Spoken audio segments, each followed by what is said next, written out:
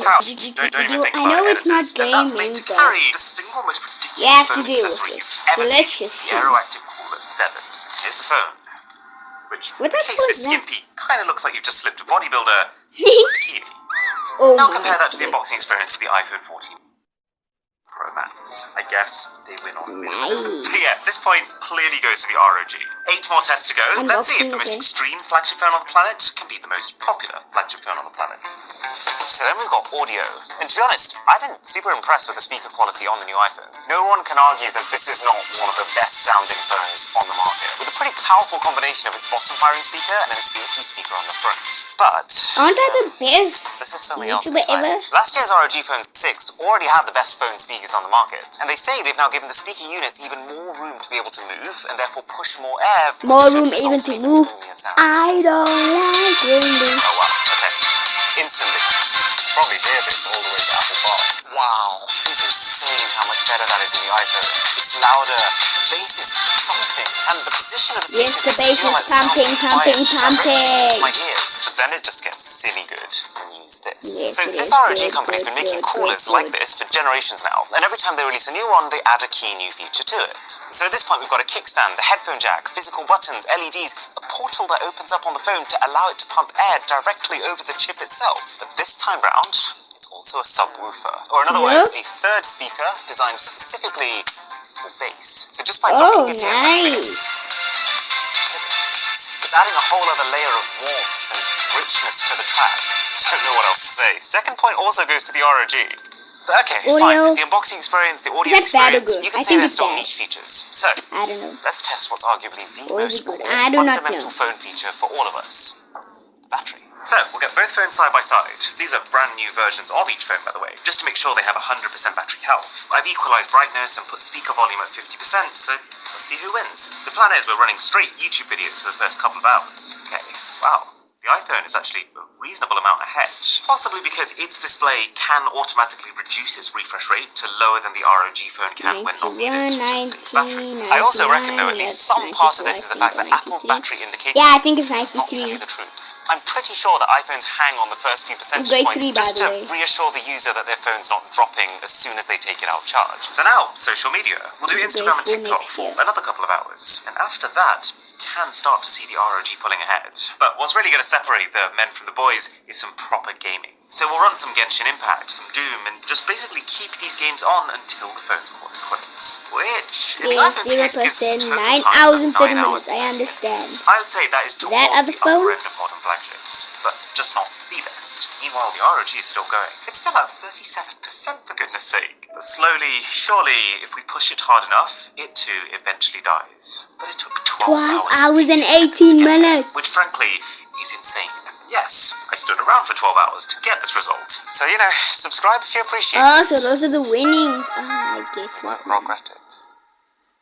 I'm only half surprised by the iPhone's results. I mean, this thing does have losing. 2 separate 3,000 mAh batteries inside of it, so 6,000 mAh total, which is a lot more than this guy. It's just that because it's actually the lighter phone between the two, you forget how much is in there.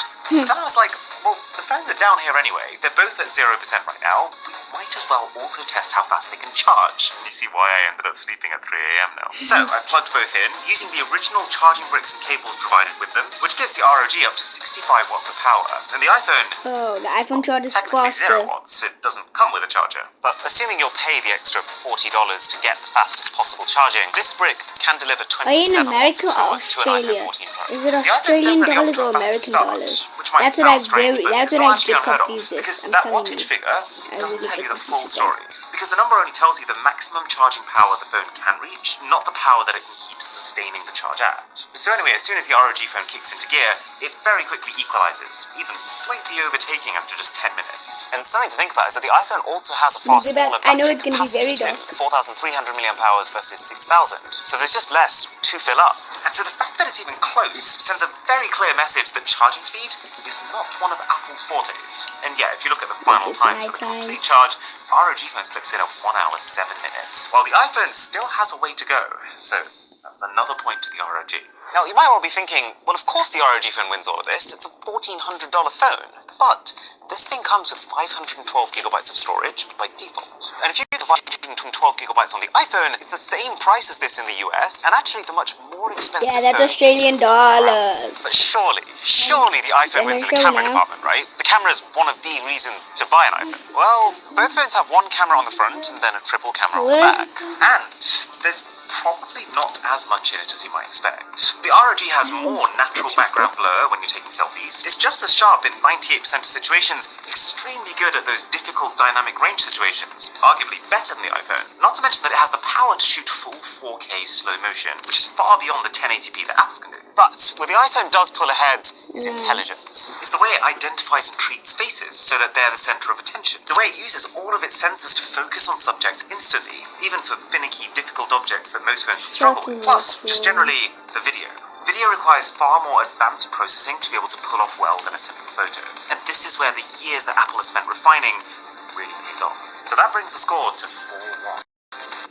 One thing that I think will be a really interesting experiment between these two is Wi-Fi speeds. Because on one hand, most of what the average user does on their phone is internet related, and so you would kind of expect the most popular flagship phone to have that internet aspect completely nailed down. But then again, this thing is all about shaving off milliseconds of lag when you're playing online competitive games. So tomorrow I'll do who gaming actually next wins? Alright, let's start with the iPhone. We'll do Google speed test. Wow, okay. Not too shabby considering we're tucked into an attic.